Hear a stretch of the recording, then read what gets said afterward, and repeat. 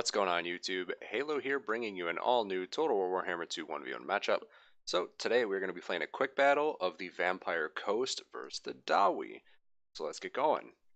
Alright, so for myself with Coast, I have Celostra Direfin. She is going to be bringing some crab summons, and I also have the Vampire Fleet Captain Lord of Vampires for invocation and zombie summons. My front line is going to consist of all 5 pole arms, and my back line is going to be 5 handguns. Up here, I am going to have 3 units of Mournguls, and then I also have the Night Terrors. And lastly, I'm going to have 2 units of Fellbats. So for our deployment, we're going full sneaky ninja, and we completely deployed into the woods with the vanguard of the Mournguls. The only thing our enemy sees is our Fellbats.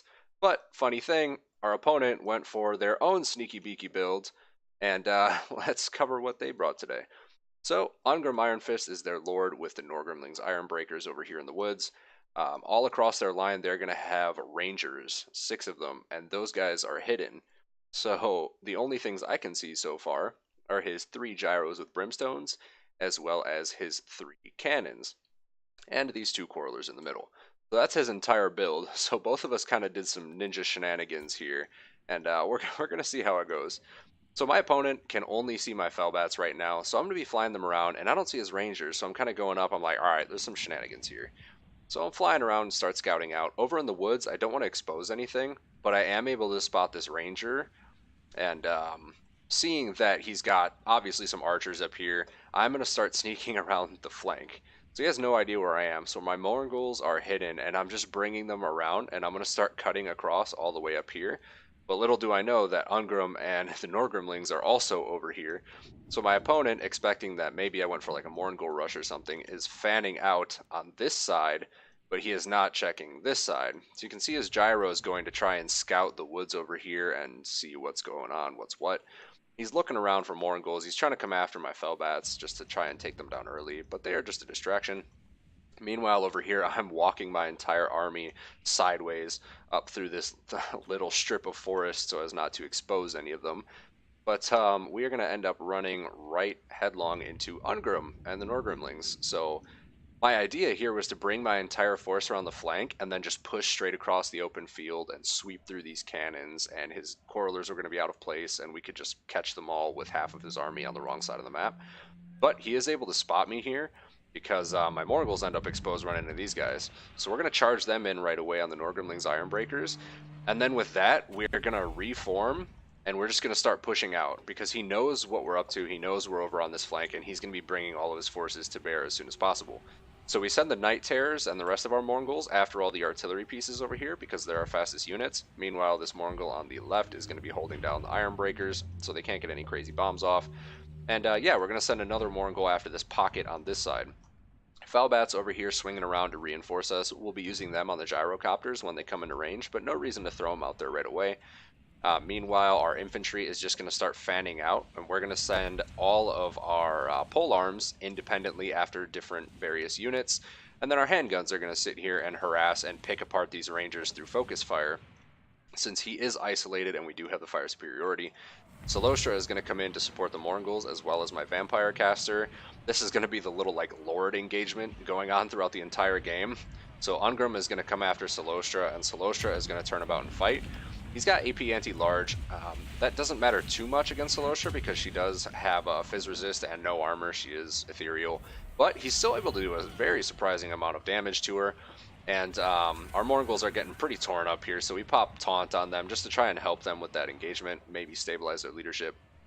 But yeah, Celostra not doing too hot there. Meanwhile, the Mournguls have gotten into the cookie jar with a lot of these rangers. They are going to be taking some skirmish fire from this further pocket that has now moved around to reinforce the cannons.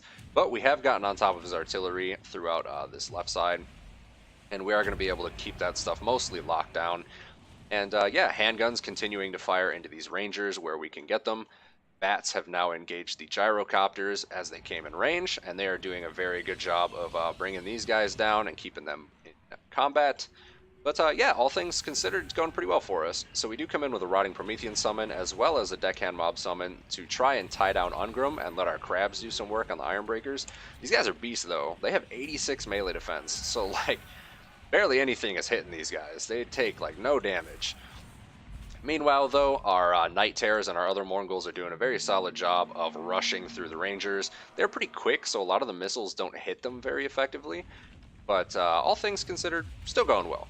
Felbats up in the air dealing with the gyrocopters. They are starting to take some pretty significant damage in a 2-on-1 there. Felbats aren't exactly the best unit with very low melee attack and like no AP to try and kill something on its own. But out on the other side, the 1-to-1 fight, the Felbats are doing a very good job. They should win that engagement and take those gyrocopters down. Meanwhile, our guns continuing to push up and try and get in supporting range to take down some of those gyros since those bats are going to drop. And our pole arms are continuing to just swarm up the field.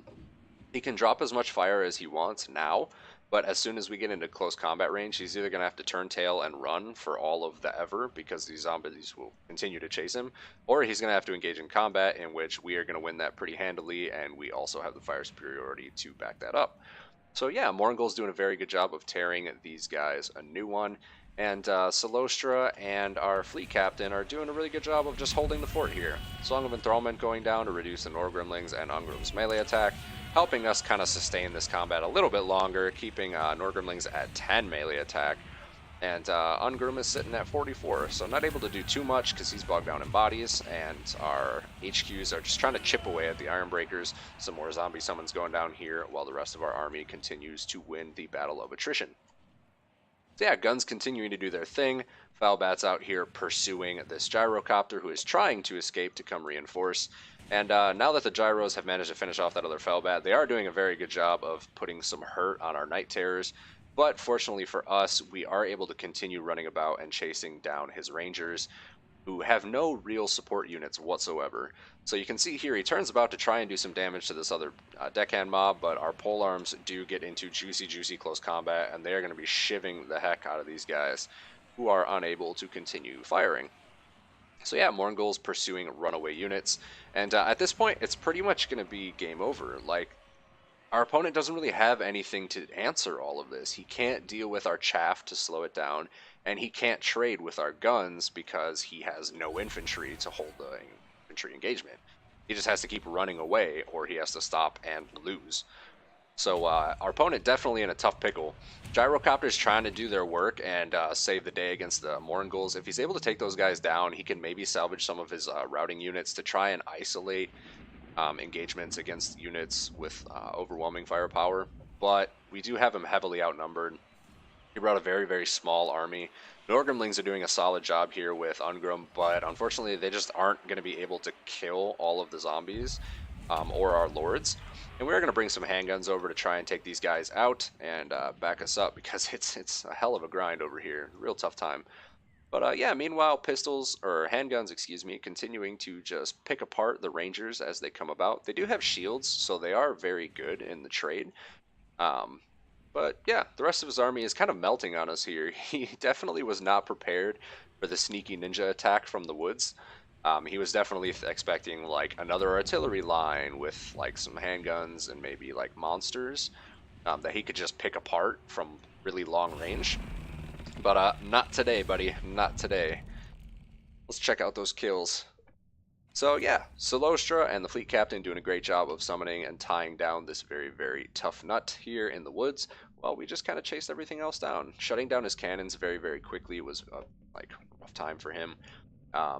We didn't really get any value out of cannons there, so no, tough break for him. But yeah, build worked out pretty well. Foulbats were very solid against the gyrocopters, shutting them down.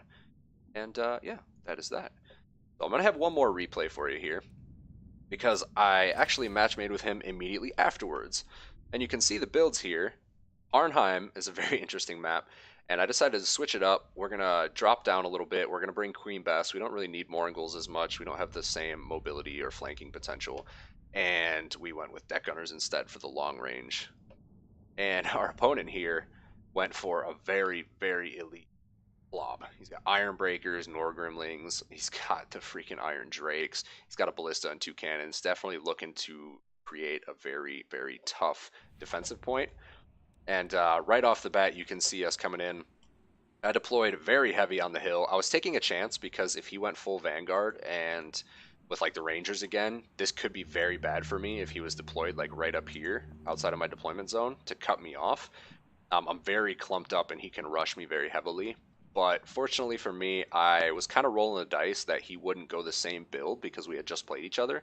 And I was right. He ended up going for the artillery again, but he went very, very elite infantry. So my opponent over here, you can see getting his artillery on standby. He was expecting the trade here, which I was as well.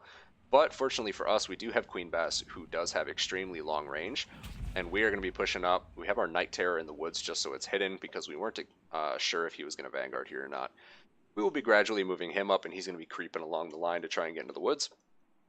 But yeah, the one thing we really have to watch out for, his artillery will focus down Queen Bess if he contests that engagement. So if we don't keep our range, he's going to blow it to pieces with those cannons.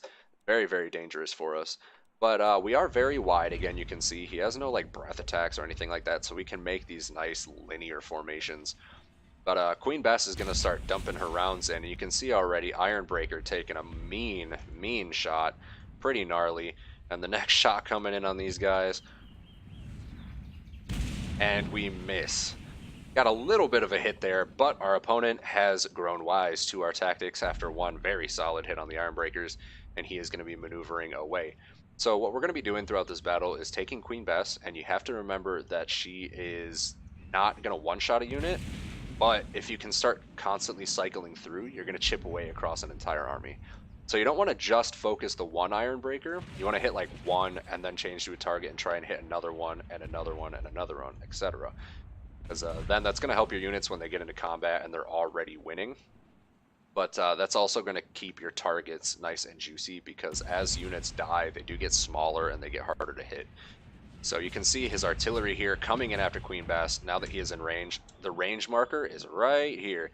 So what we're doing, we're sending our entire formation up and we're going to run Bess back because we don't want her to get sniped. We've pulled his artillery up about as far as we can afford and we're going to move them back. So meanwhile, Foulbat's going to be sweeping around the flank here. We don't see anything that can deal with them and we haven't spotted any rangers or anything like that. So we're just going to bring them in. There's nothing popping, so we are going to have a free opportunity to get in to take this cannon down. Our opponent here left them exposed. His artillery was going to do great against Bess, but they were moving up, and he moved his infantry to the woods because he was afraid of the damage from Bess. So he kind of threw away his artillery here. We are going to be having our deck gunners posted up on this little berm, and they're going to be popping some shots in on the artillery pieces to try and take them down a bit. And Fellbat's coming in to sweep in and wreck these artillery crews. So meanwhile, we get this revealed, his massive flamethrower contingent that's just hanging out in the woods, roasting our bats. Fortunately for us, they do not rout, they just crumble, so we're just going to leave them in combat. It's Fellbats, we'll soak up some of that ammo and try and take this artillery piece down as much as possible. Meanwhile, pushing our infantry up and the Night Terrors in the woods, we see he's gone for a defensive box here. He's just looking to weather us out. So he's trying to sit it out long term. He's got really good shields, really good armor. He's very, very tanky for combat. So if he can weather the storm, his best bet is going to be then closing in with our pretty weak zombies and trying to sweep them up that way. So not a bad call whatsoever. He's kind of at our mercy at this point, so this is probably the way to go. If he went for an open engagement, Bess is just going to blow him apart. So it is very tough for Bess to get good shots into the woods because the one artillery piece is more likely to hit a tree. But we are going to start opening up with our handguns just to start doing some withering fire on some Ironbreakers and whatnot. We'll kind of fast forward here because this is a very long game. This went down to like the last 2 minutes. But Bess still going to be firing in, hitting some trees. We are moving our entire handgun line up here because he has no answer. We've seen his very, very elite boxy formation, and we're just going to sit here and continue to pick apart his elite infantry. So yeah, we're not going to do a lot of damage, but we're going to do as much as we can. And every casualty for him is a win for us because he can't afford to take any losses. He doesn't have the heals, he doesn't have the numbers to sustain that, and Bess manages to land a really nice shot on the Ironbreakers there as well as here. So landing some okay hits, but again you can see the trees interrupting and getting in the way. But we're going to move Bess up a little here and try and get a little bit of a better angle so we can have a little less tree coverage in the way, maybe get a better lane shot. But Norgrimlings are hanging out in the back, and there we go. That's a nice juicy hit, taking down a lot of HP.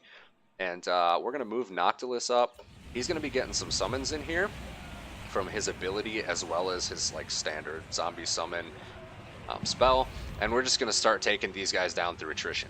We're going to throw them into the Iron Breakers, throw them into the Thane, and spend as much summons as we possibly can to just wear these guys down. Because again, he's going to beat us in like a straight up fist fight, but we have the guns and we have the numbers to weather him down a bit. We're gonna corrode him like a cliff face, like these nice rocks and the wind corrosion. It's gonna be all smooth and bare, ripe for the plundering.